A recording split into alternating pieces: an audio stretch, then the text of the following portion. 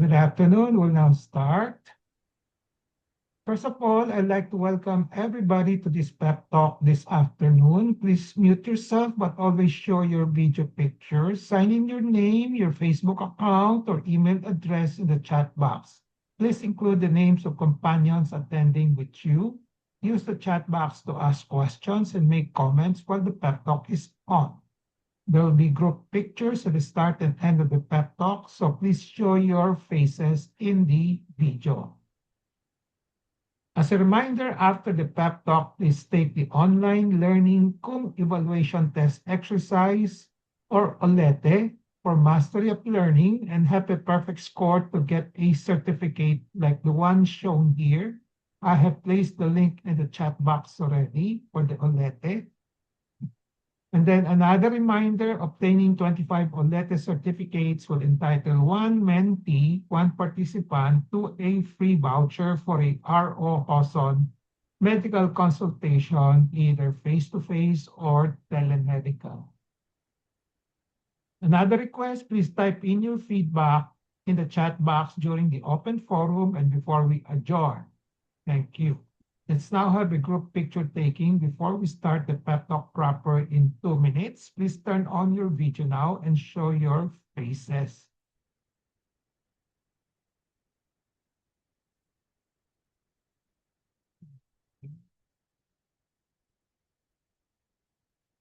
Ready? Everybody get set? Ready?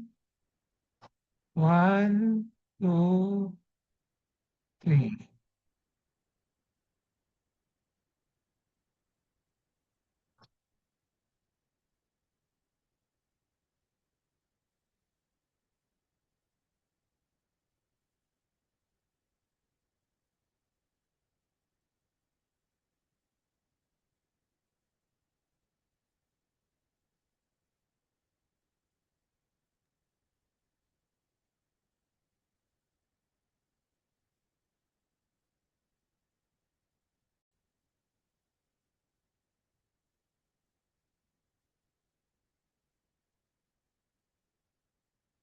I have a patient empowerment program in which I like to empower the lay people or patients to take control in the management of their health. I started the pep talk on May 15, 2021 during the COVID-19 pandemic. There are 3 courses, the pep talk, core courses as shown here, and then the health disorder and health issue courses. I have so far delivered at least 240 pep talks from May 15, 2021 to May 9, 2026, every Saturday from 2 to 3 p.m. for a period of 5 years. And then May 16, 2026, last month, on May, marks the start of year number 6 for the RO Hoson Pep Talk. How long the pep talk will last will depend on our enthusiasm, discipline, and perseverance. So far, so good. My pep talk today is entitled Lay People Using Internet to Manage Health Concerns. Is it recommended or not? The empowerment objective is for the lay people to have a basic understanding on this particular topic, lay people using internet to manage health concerns, recommended or not, in their health management. So this particular talk will be under the module, Patient Empowerment Program module of Navigating Healthcare Services. The contents of this pep talk will be the following. I will first define some terms in the title, lay people, internet, and health concerns. And then the main topic will be lay people using internet to manage health concerns, recommended or not. Then I will present some of the benefits and advantages of using the internet to manage your health concerns. And then what are the risks and challenges? And then lastly, I will give some advice. Disclaimer, the R.O. Hoson Pep Talk contains the R.O. Hoson's thoughts, perceptions, opinions, and recommendations culled from my personal experience as well as from the writings of other health professionals. Let's start with the first subtopic, which is definition of terms in the title. So when I say lay people, I mean those people who are not expert. Di sila eksperto in and do not have detailed, yung mga masinsinan na knowledge, kalaman of a particular subject. In this case, we're talking about medicine. So essentially, they are, when you talk about lay people, they are non-physicians. Di sila doktor. Now, when they talk about internet, I mean, this is the international or global system or connected computers that allow people to share information and communicate with each other. So this, the other term for this, the other equivalent for this is it's an online worldwide library. So everything that you want to look for, andun na siya. No? Most likely, andun siya. Okay. Kaya library siya, no? But online. No? And the advantage there is the access. And dali i-access. You don't have to go to a physical library. This is an online library. The third term in the title, which I like to define, is its health concerns. So this is defined as any health-related issue, symptom, findings, nakikita sa health ng katawan, then what are the risks, then kung may questions isang tao, or kung may nag-worry siya about something, that prompts a person to seek advice, reassurance, evaluation, or treatment, usually with a physician or not a physician, inclusive of internet. Okay? So usually physician, pero nowadays there are a lot of people trying to seek advice from the internet. Okay? So the main question to ask is, lay people using internet to manage health concerns, is it recommended or not? My outright answer is, it is recommended, but with caution. Recommended, but with caution. Ingat lang. Okay?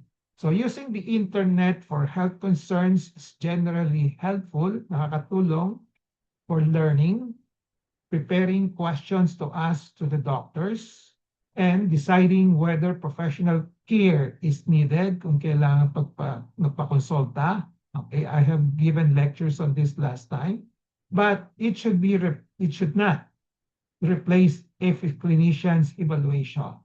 So hindi pwedeng i-substitute for a doctor's evaluation kung kailangan. So using the internet for health concern by the lay people is usually a double-edged sword. Number one, advantage, it can empower the patients with knowledge and participation in their care, but it also carries a serious risk. Nakakatakot din ito, may risk for misinformation, bias, and unsafe self-treatment. Because of the search of information sa internet, ginagamit yung basis for treating oneself, yung pala mali. Okay? So the best approach is, as I said, recommended but with caution, a double-edged sword kasi rin ito. So the best approach is a cautious use, or recommended with caution. So combining online resources with professional medical guidance.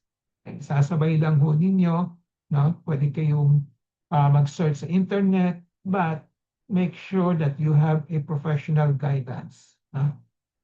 Pa-verify niyo sa doktor kung tama siya o hindi. Okay? Get this go signal to proceed for your treatment or not. So, using the internet for online information on health concerns, example, gagamit tayo ng Google search or Google Chrome. Okay? They belong to the same company. Okay?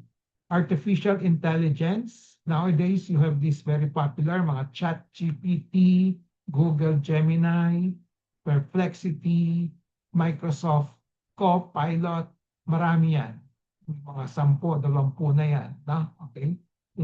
When you look at the internet, may mga canvas pa, may mga. Then, the other resource will be the specific websites of medical organization and medical centers. So there are some organizations like yung mga hospitals who come out with their own websites, no? Okay, on medicine, on how to treat, how to diagnose, etc. So there are a lot of information, tons of online information that one can get from the internet. So I said, halos andun na lahat, no? And then, the other advantage doon, quick access. Meron ka lang internet, meron ka lang data, meron kang pwede ka right there in your home, at your place. You don't have to go to a library. You don't have to go to a clinic, to a hospital. I-type in lang yung mga gusto nyong ihanapin, no? Quick access. Okay. Okay. As I said, reminder, it is recommended to use the internet, but with caution. So, a word about the artificial intelligence, which is very, very popular nowadays. So, it's easiest to use nowadays because you get more focused answers if you pose focused questions. I will try to illustrate it later on if I have time. Now we will use ChatGPT later on. Okay. Now, what are the benefits and advantages? Online health information can improve understanding of symptoms. It can also support more informed conversation with doctors. Bago kayo punta sa doctor, may tatanong kayo, at least meron kayong background knowledge of something. And then it can also help people manage care more actively. Makakatulong sa pag-alaga sa sarili. So, the example, in preparation for appointment, before going to the doctor, looking up symptoms beforehand can help you articulate what you are feeling and come to your doctor with a list of smart, targeted questions.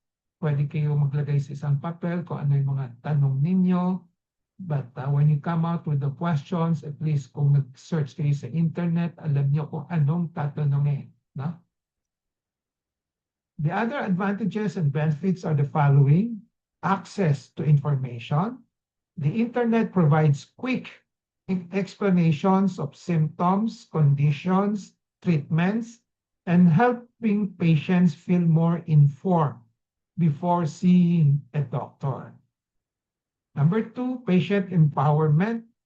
Online resources allow individuals to participate actively in their health decisions, improving engagement and adherence to treatment. Number 3, community support.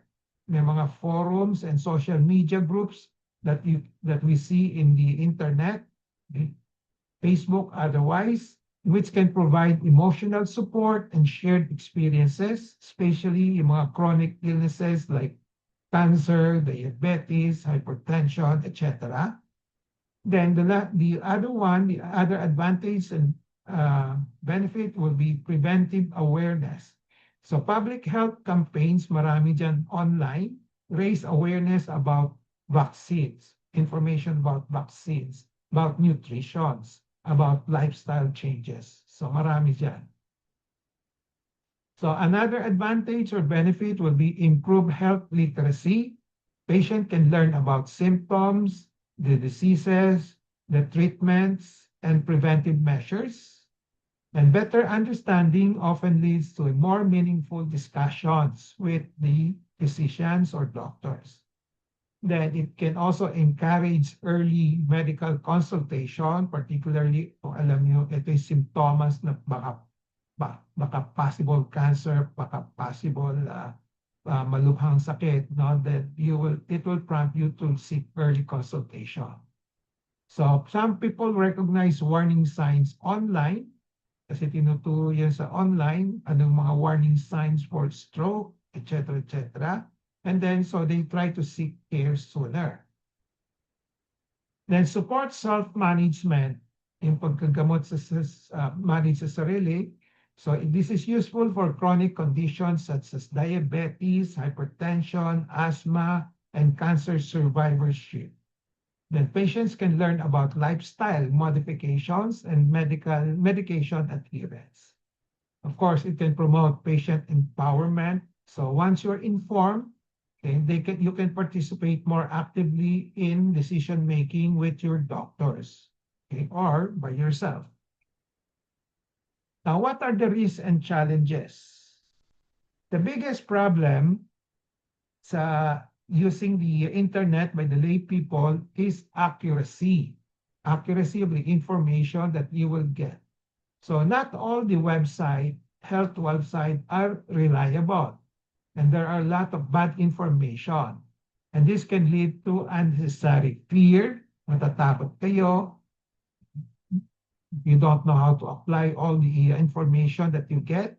And then it can also delay your treatment. Kung mali ang information na gawa mo, mali yung decision mo, madi-delay yung gamutan. Other recent challenges will be misinformation. So there are a lot of many influencers, especially in Facebook and websites, which lack medical expertise. Walang nagpupulis dyan. So studies show that up to 2/3 of the supplement recommendations online exceed safe limits. This is just one example. Yung mga supplements na nire-recommend usually sobrang-sobra yung safe, nag-exceed sa safe limits. Then bias and commercial influence. Content is often shaped by marketing. Leading yung mga palaging nakalagay sa Facebook, may isang outfit doon, sponsored by, no? Yan, mga marketing yon. No? So leading to unnecessary spending or unsafe practices. Then diagnosis dangers. So misinterpret yung mga symptoms na mabasa ninyo, then this can delay proper treatment or cause anxiety. Natatakot kayo lalo. Hindi niyo kung mali yung akala ninyo. Okay? Of course, digital literacy gap, which means that many people struggle to evaluate the trustworthiness of these sources, making them vulnerable to scams and pseudoscience. As I said, maraming di tama rin doon, accuracy problem, maraming scams. So hindi rin alam ng mga tao, the lay people, ano ba'y tama, ano ba'y totoo. So that's what's called digital literacy gap. So the danger isn't the information itself. Nakakatakot ang information, but hindi yan ang pinaka-problema. It's a lack of clinical context. So you have such a thing as cyberchondria. Parang hypochondria. May natatakot, no? Okay, but cyber means online. So this is the digital age escalation of hypochondria. So example, a simple search for headache or a muscle twitch can quickly spiral into a self-diagnosis of a terminal illness, causing unnecessary anxiety and panic. So pag may headache kayo, masakit ang ulo, pagkatapos may muscle twitch, pagkatapos nag-search kayo sa internet, no? Tapos may nabasa kayo, it's possible to have a brain tumor, isang terminal illness, matatakot na kayo kagad, no? So the other problem is the algorithm trap, which means search engines and social media algorithms prioritize engagement and not accuracy. Yan ang ginagamit ng mga marketing arms ng mga internet sa Facebook, internet, okay? So ang purpose nila is marketing, okay? So this often pushes and sensationalize extreme flat-out false health claims to the top of your feed. So marunong silang sa palagi sinesearch ninyo, lalabas sa feed ninyo. Okay? Then delayed care, relying on online remedies or assuming a symptom is benign based on a forum post can lead people to delay seeing a doctor, sometimes with dangerous consequences. So mali ang interpretation niya. After reading it, may nabasa siya sa online, may nag-share, ganun pala yung symptom, benign siya, no? Akala niya talagang tama siya, tama yung nag-post, naniwala siya. So there's a delay in, this might cause a delay in the care. Okay? So again, to summarize, trace misinformation. So not all websites provide accurate or evidence-based information. Some promote unproven treatments or conspiracy theories. Cyberchondria, excessive online searching may increase anxiety, lalo kayo natatakot. Minor symptoms may be misinterpreted as serious diseases. Delayed medical care, and then over-treatment yung iba. So some may start supplements, herbs, or medications without proper medical advice. So the last part of my lecture here will be the advice that I would like to give. So use the internet as a starting point, but not as a diagnosis. So pwede kayo mag-search, no? Para just to see kung anong meron doon, okay? Pero wag niyong gagamitin kagad na yung hard and fast na diagnosis. Yung diagnosis is not very easy even for doctors to do, okay? So pwede kayo mga tentative recognition of something, but it pwede, if kailangan, pa-verify niyo sa doctor who will come out with a more specific diagnosis. As I said, even among doctors, when we see patients, yung diagnosis namin at the first consultation, hindi palaging sure na sure. No? So what more for a lay people? Okay? Number 2, prefer reputable medical sources. So dapat reputable. Okay? Then cross-check the information. I-check mo sa another source kung pareho sinasabi, tama ba? Okay? And then bring what you found to a health professional for confirmation. Sabihin niyo sa doktor ninyo, tama ho ba ito? Tama ba? So it is especially important to seek care directly for severe, worsening, unusual symptoms rather than relying on online searches alone. So kung meron kayong mga symptoms na talagang masakit, very severe, okay, worsening, you just go see a doctor rather than relying on the online search.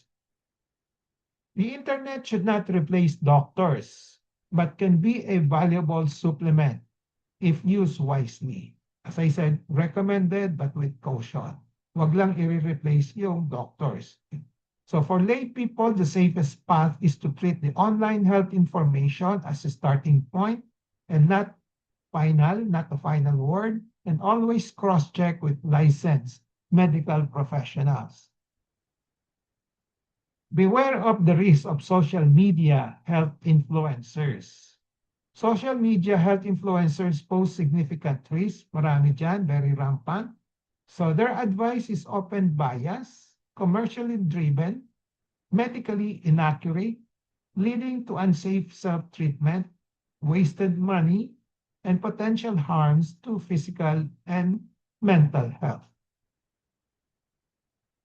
Okay. So recommended for safe use to avoid yung mga risk of yung mga problems with health influencers. So verify the credentials kung saan galing. So follow the licensed professionals, not the self-proclaimed guru. No? Yung mga sinasabi, ay magaling ako, I'm the expert on this. And then cross-check the advice, compare the influencer claims with the trusted sources like WHO or World Health Organization or the Department of Health. Then, of course, consult your doctor. Always confirm the health decisions with the qualified professionals. Okay. Social media health influencers can be helpful for motivation, but not reliable sources of medical advice. Their content should be consumed critically, Huwag niyo kagad tatanggapin without thinking, with professional consultation as a safeguard against misinformation. Think of the internet as a health library and not as a healthcare provider. So yan ang magandang advice, simple advice. Okay. Use the internet, maghanap kayo information, use it as a online health library, but do not forget your doctor ninyo, who will provide you with the more accurate information. So a good sequence to use, when you notice a health concern, you can search the reputable sources to gain basic understanding of your health concern. Then you can consult an appropriate physician. Then you can also use online information to better understand and participate in your care. Kasi kadalasan hindi na-explain ng maigi mga doktor or walang time to explain everything. No? Then you can still, after the consultation, you can go online and try to understand what you have been told o yung mga kulang na nasabi ng doktor, pwede niyong dagdagan. Okay?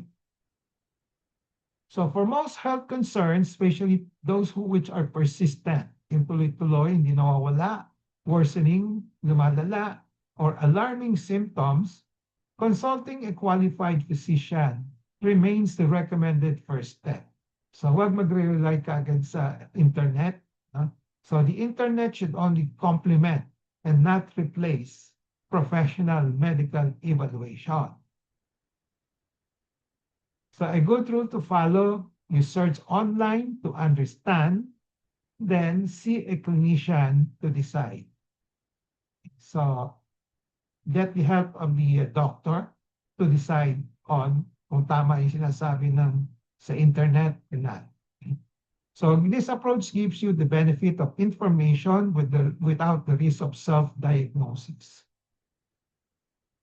And the golden rule here is to use the internet to become an informed patient and not your own physician. Yan ang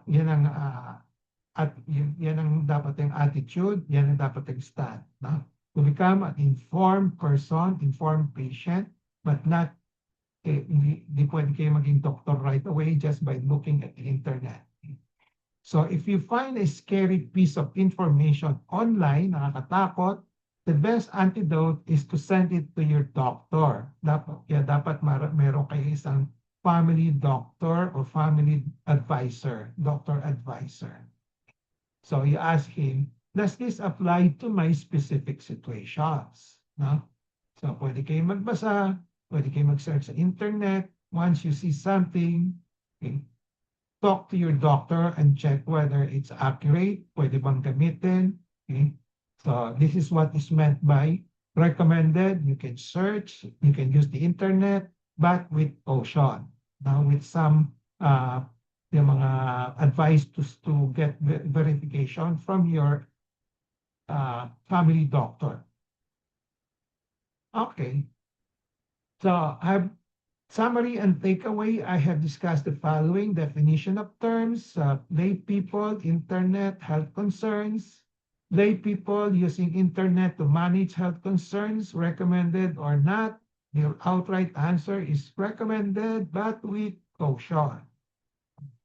So hindi ko sasabihin na not recommended. So may mga ibang doktor dyan, when you look at the social media, Facebook, kini-criticize yung paggamit ng Dr. Google. Huh? Okay. So for me, it's okay lang basta with caution.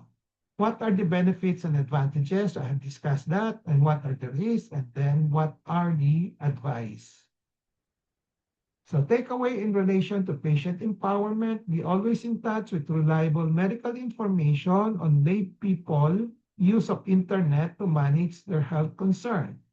Knowledge is power. It gives power.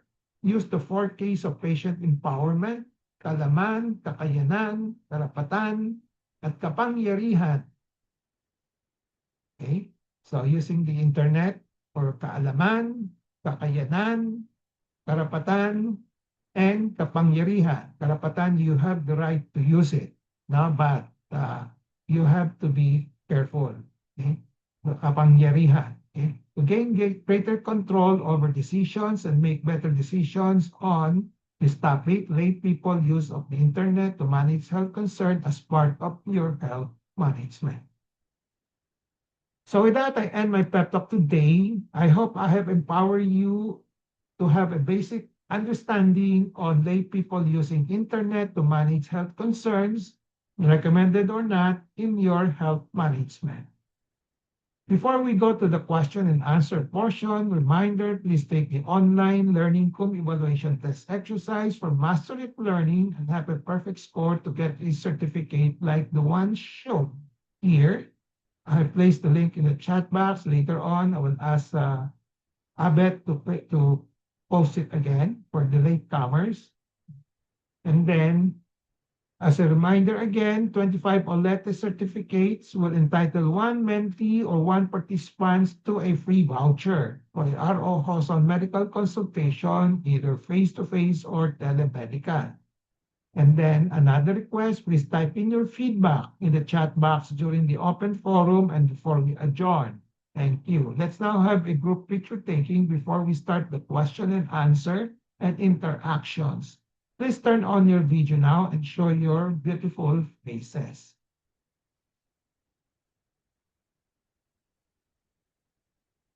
Okay.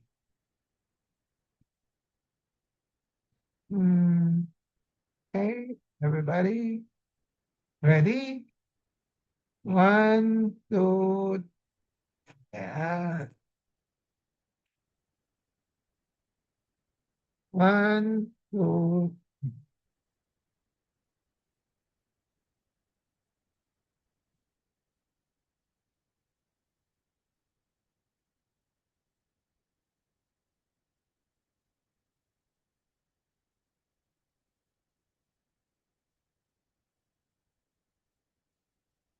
Okay. So the floor is now open for questions, comments, recommendations, suggestions, sharing of experiences, and consultations. Okay. Anybody? So how many have been using the internet to look for answers to your health concerns? Can I have a show of hands? One. Ilan pa? Isa lang, dalawa, si Belet, Del Rosario, si Belet, saka si Perla. Ito lang?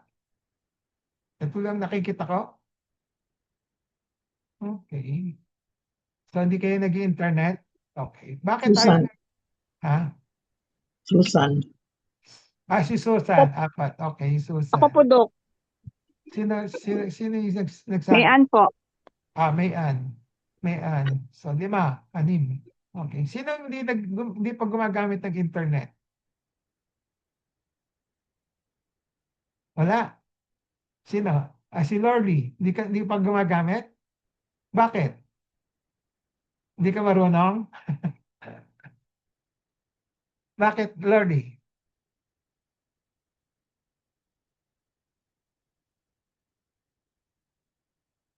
Unmute mo sarili mo, Lordy. Hindi po ako sure kung Ayan, sige, salita ka. hindi po ako sure kung tama na. Lakas sa may hindi kita marinig. Sige. Wait lang. Hindi ako sure kung tama na lahat. Sige. Anyway, I can understand yung boss. Wala boses si, si Lordy. Okay. So, hindi siya gumagamit kasi hindi ka marunong gumamit ng, what do you call that? Hindi lang. Marunong ka, di ba? I suppose. Natatakot ka lang. You would rather trust your doctors. Okay. So that could be a reason. Yung iba, ayaw mag-internet kasi magulo yung internet, hindi mo malaman kung ano yung tama, ano yung mali. No? So they would rather just go and see a doctor. No? Okay. So, okay yun. Justified naman yun. No? Okay. So how many have been misled sa mga internet? yung nag-i-internet.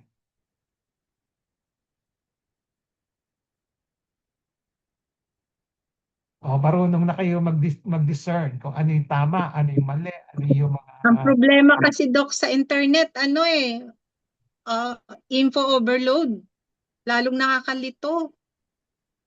Okay, Iba-ibang information. okay, yeah. So, Info overload na, mas nakakatakot. Totoo yung sinabi niyo, Doc, nakakatakot lalo. Tapos yung okay, algorithm, oo, halos lahat na ng lumalabas sa feed ko, puro gano'n na lang. Kaya yung okay, iba, inaano ko na eh. Dinidelete ko na lang. Ang dami yeah, ng info eh. Sobra oo, na sa information. okay. Tama yon, no? Okay. Yung algorithm, no? Okay. So, pag may na-like ka sa isang kung may binabasa ka, mamaya bukas, marami na ang Ang dami na nila, ano ba? ilo-load ka na, no? Opo. Okay. Pero may advantage naman kuminsan, pero may overloading. Hindi, pwede mo nang hindi mo pansinin di ba? Okay. So, it's really up to you. Pinakamabuti pa rin ang magtanong sa doktor talaga. Yeah. Okay. Gathering information, totoo yun, Doc. Para Yeah. kung alam natin kung anong itatanong sa doktor. Yeah. Okay. So, but even with gathering of information, you just have to choose which one are the reliable ones, no? Okay. Okay. Dahil sa marami kasi mga website na iba-iba yung recommendations, di ba? Ganun. Iba-iba. So, magulo, Yes, no? Doc. Mm. Okay. Mas nakakagulo sa isip. Takot na nga, nagugulo pa ang isip. Tama. Okay. Tama. Okay. So, but as I said, you're free. Kasi ako, I'm not the type na who will be very, parang very strict. Kasi sasabihin ko sa'yo, huwag kayo mag-search sa internet, no? Pwede. Okay. Any more comments? But it's good to know, Doc, na pwede kami palang magtanong ng mga nababasa namin sa internet sa'yo. Yeah. Oo, Kasi kung ano ba to. uh, Marami talaga, Doc. Ang daming recommendations, ang daming ano. uh, So actually, before you join this group, Josie, Apo. last 2 weeks ago, 3 weeks ago, may I throw a questions may topic kami yung patient empowerment, no? Okay. And the importance of a family doctor, no? Family doctor. So, ang tanong ko sa kanila, do you want me to be your family doctor? No? Kahit na, kahit na surgeon lang ako, pero I can advise you on a lot of things. Kahit na hindi ko linya yung problema ninyo, no? Ganon, no? So, try to have a family doctor. When I say family doctor, basta may doctor na may alam, who is willing to guide you. No? Okay. Okay. So, Okay, yes, Doc. so you can join my group if you have any questions. Now I can be your advisor. No? Not Yes. only in your present concern, kung may iba kang concern, like orthopedic, like diabetes, like stroke, etc. Okay? So it may not be within my expertise, pero ma-advise ko kayo. No? Okay. Something Yes, po. Doc. Thank you yan.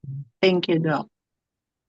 So in the end talaga, medical family doctor, you must have a family doctor or advisor, family advisor. No? Okay. Any other comments, questions? Wala na? Doc, mag-share lang po ako. Parang Okay. almost related po sa topic. Okay. Bali kanina naman nakausap ko po yung friend ko po na licensed na PT. Bali, meron po siyang patients na iba po umokay na po. Yung meron pong dalawa na nakapaglakad na, pati likod po nila sa mga sakit, okay na po lahat.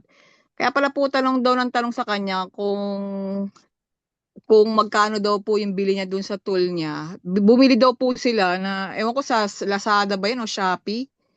Ginaya po nila para hindi na magpagamot dun sa PT na yung friend ko po. Kasi syempre, medyo pricey po yung price nun. Na electrocuted po pareho. Kaya nga nasa hospital daw po. Kasi dapat pala po, zero yon. Hindi naman po nagtanong yung ano, kaya wala po siyang tinanong na kung paano daw po, saan daw nakakabili, yung ganun. Eh, hindi naman niya sinabing Shopee o kaya Lazada. Doon daw na bumili po yung mga pasyente, dalawa niyang pasyente, para makatipid. Hindi na magpaano sa kanya. Okay. Tapos siya po ang sinisisi. Sabi, ba't ako sisisihin mo? Hindi naman ako nag-advise sa'yo na bumili ka ng ganyan. Dapat zero daw po yung aparato bago daw hindi daw pala bagang biglang inon daw po. Kaya ganun. Yeah. Sabi ko, Okay. grabe. Oh. Katitipid nila lalong lumala yung gastos. Yeah. So in everything, make a wise decision. Dapat alam niyo talaga ano yung mga Opo. risk, ano yung mga pwedeng gawin, pwedeng tuloy. Na? Opo, So, Dok. Senior pa man din daw po yung dalawang yun. Binili ng Ha? mga anak sa katitipid. Senior daw pala po yung na kuryenteng dalawa na yun. Binili ng mga anak na nagkitip, mga anak daw kasi nagbabayad. Wow. Grabe yun, Grabe. ha? Ewan ko po kung Na- buhay po yung dalawa. Hindi na daw niya tinanong kung ano na nangyari. Grabe naman yun. Grabe nga po eh. Okay. Yeah. Okay. So, basta life is full of problems, then it's a matter of problem solving, decision making. And then when you try to solve your problem, dapat meron kayong mga information that you can use to solve your problem and then make a decision. No? Opo, Dok. So usually ang decision making, yung tinuturo ko sa medicine, yung BRCA, benefit that you can get, the risk, yung palaging may risk yan, may side effect, di ba? Iba-balance nyo with the risk, and then the cost, magkano, no? And then, availability yung mga equipment, yung mga gagawin ninyo, no? BRCA lang naman yan eh. Kahit applicable yan sa lahat ng bagay, kahit na outside medicine, BRCA. Whatever you do, BRCA, benefit, risk, cost, availability. Unahin niyo yung benefit, na? Then, of course, kung mataas yung risk, wag kayo sasagupa doon, no? Okay. Thank you po, Anymore? Dok. Kung wala na, I'm looking for, you want, let's try, meron pa tayong 15 minutes. You want me to illustrate, ngayon ko lang naisip eh. Have you tried ChatGPT? So how many have tried ChatGPT? Ako po, Dok. Okay. Ikaw lang? Wala nang iba? Ako Rochelle, nag-chat, gumamit Doc. ka ng ChatGPT, Rochelle? Yes, Doc. Okay. Sino pa? May, Susan, nakagamit ka ng ChatGPT? Once pa lang kasi I wanted to get the kasi marami kasing topic yun I wanted to get a topic on safe internet use. So ang daming bibigay ng ChatGPT sa iyo. Hindi, marami. Okay. Pero Oo. you find it useful? Well, based on my experience, it was useful because I was looking for that specific topic tapos ang dami niyang recommendation. Pero compared to other, let's say, wala yung ChatGPT, let's say, mag-Google search ka lang. Wala akong way of because mas nag-Google search ako ngayon. Mas nag-Google search ako kaysa sa ChatGPT. Okay. So for me, I find you can use Google search, pero Google search is too broad, no? Marami ka, no? Ang nakikita kong advantage, which I've been using now, yung ChatGPT, o kaya not only ChatGPT, yung iba, no? Basta AI, na Gemini, ganon, Perplexity. Now, you can ask, just formulate your questions as specific as possible. Then you can get specific answer. Compared to Google search, Google search kasi marami, malawak, no? That you cannot zero in on the on the, okay. Okay, may nag-type. Gemini ang ginagamit ni okay. So, ako, at the moment, I'm using, kina-counter ko, I use 4 ngayon. ChatGPT, then sina-check ko yung Gemini, and then Copilot and Perplexity. Para tinitingnan ko kung tama, no? Ganon, no? Okay. Okay. So, let's try it. No? Rochelle, marunong ka? Doc, Hindi sorry. lang po, Doc. Meron kang ChatGPT ngayon? O ako na? Hanapin ko pa po. Sige, ako na. Opo. Sandali, ito ha? lang. Illustrate ko lang, illustrate ko lang. Let's illustrate using ChatGPT. I open my ChatGPT.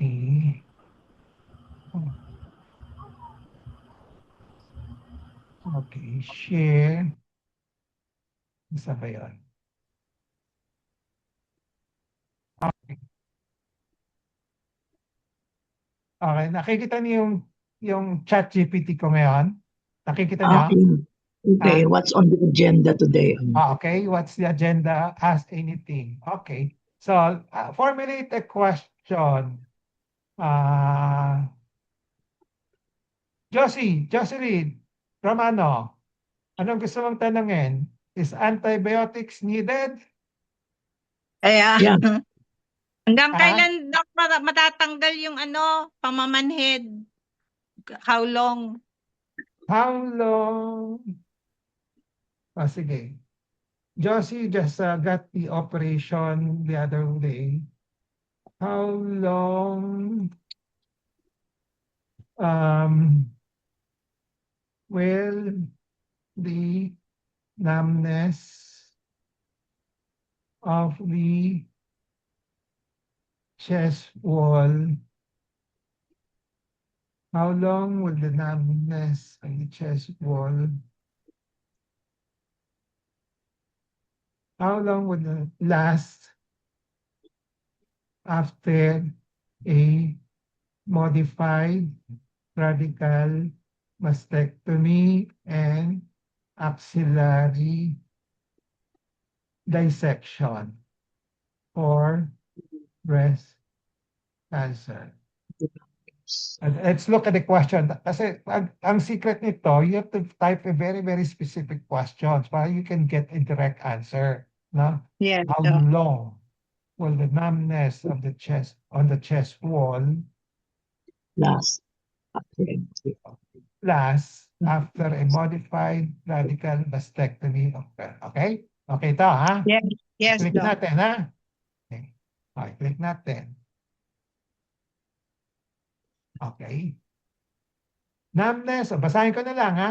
Numbness Yes, of the Doc. chest wall after a modified radical mastectomy with axillary lymph node dissection is very common. It results from unavoidable division, yung cut, yung pagputol, no? Division of small sensory nerves of supplying the skin. Sensory versus motor. Sensory yung pakiramdam, hindi yung motor na pag nakat, magagalaw yung kamay mo. No? Particularly the anterior and lateral cutaneous branches of the intercostal nerves and many instances, the intercostobrachial nerve. Okay?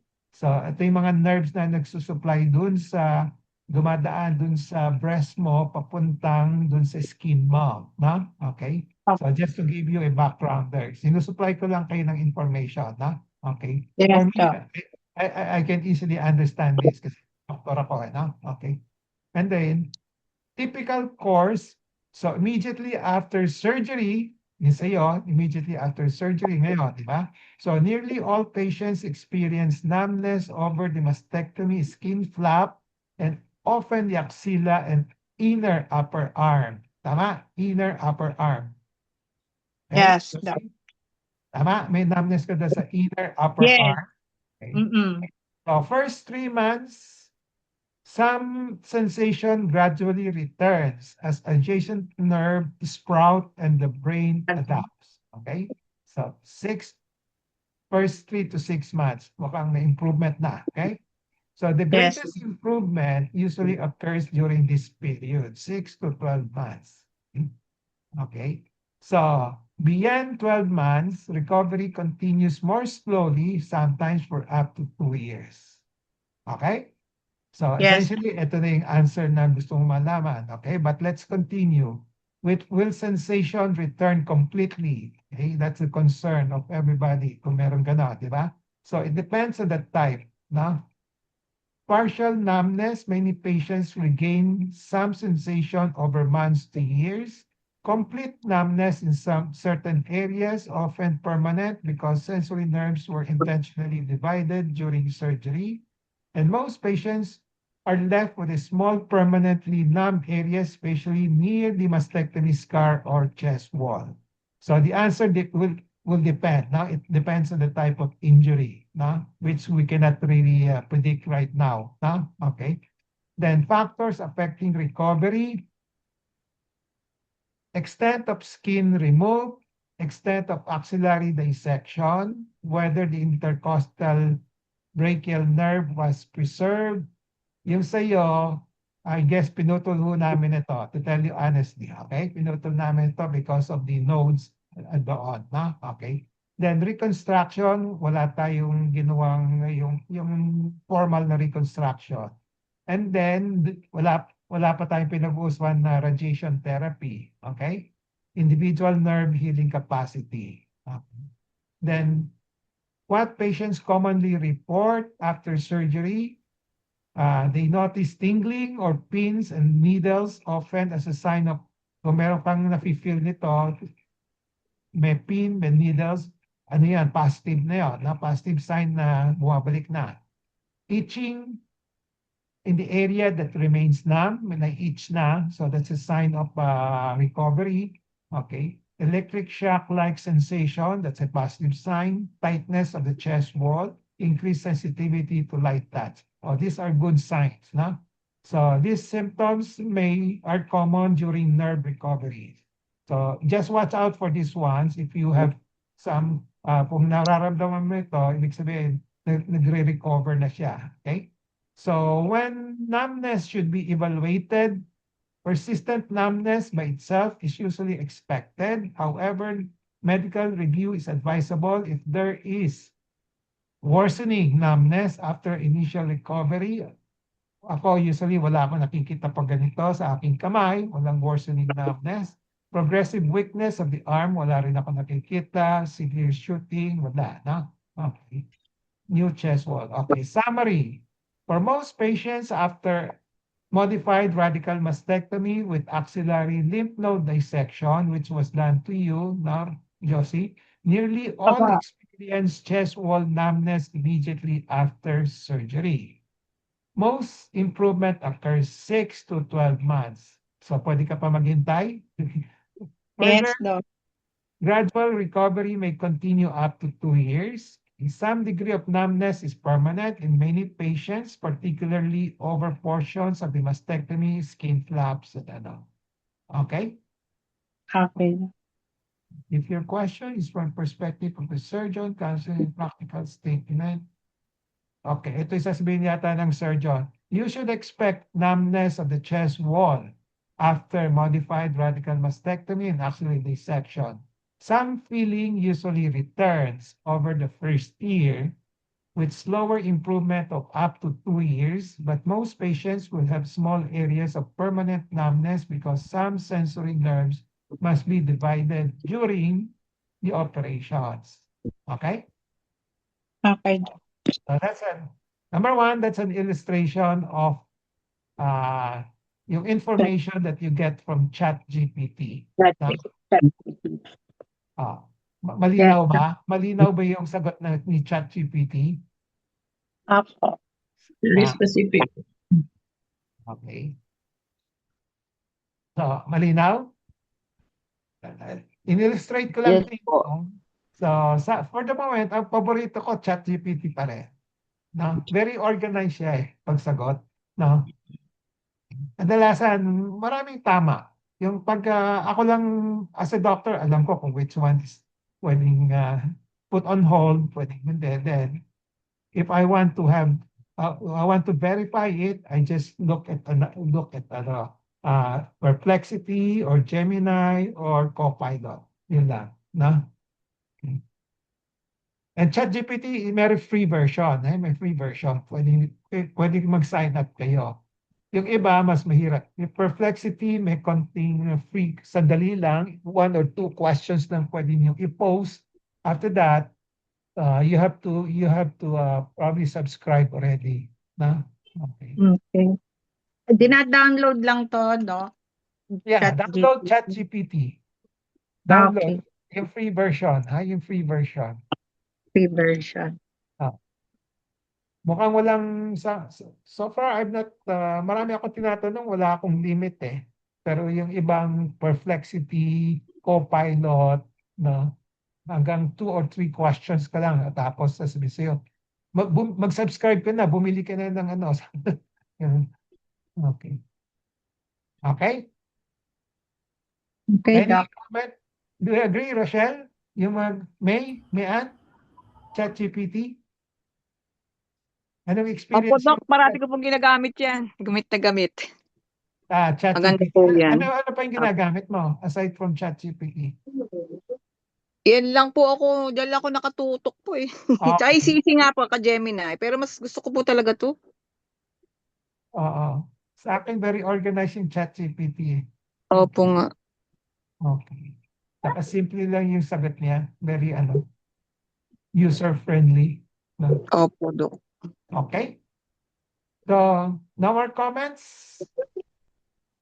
If there are no more comments, wala na, last call. Okay. So we'll call it day, then we will have the next pep talk next week. Hindi ko pa alam yung topic. Pero bago yung nag-topic.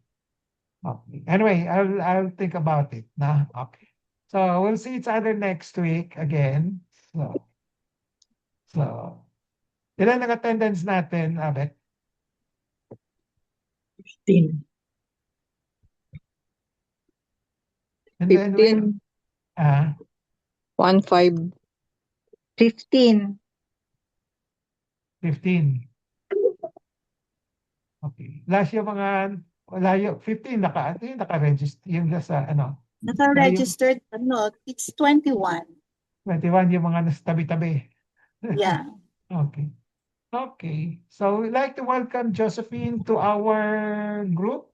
Now, Josephine is a new, and then we also have Thank Michelle Gratuito, and it's si Michelle under the name of Joel. Thank you No? po.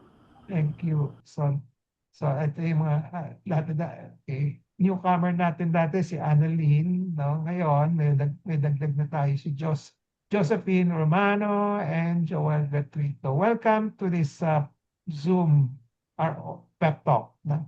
Okay, I hope you continue to attend. No? Thank you, Doc. Okay, si Monette pa pala. Monette, andito na si Monette. Bumalik na si Monette. Okay, I hope you'll continue, Monette. Okay. Okay, thank you. We'll see each other next week. Thank you, Doc. Thank you po, Doc. Have a nice weekend. So much. Bye. Same to you. Bye-bye. Bye-bye.